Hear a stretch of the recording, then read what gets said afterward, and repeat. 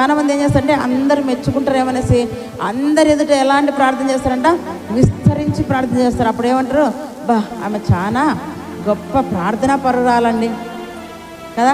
ఎందుకు మనుషులందరూ కనపడేట్లా ప్రార్థన చేస్తే ఏమంటారు, గొప్ప ప్రార్థన పరురాలు అంటారు. లేకుంటే ఎవరైనా మెచ్చుకుంటారా మనల్ని?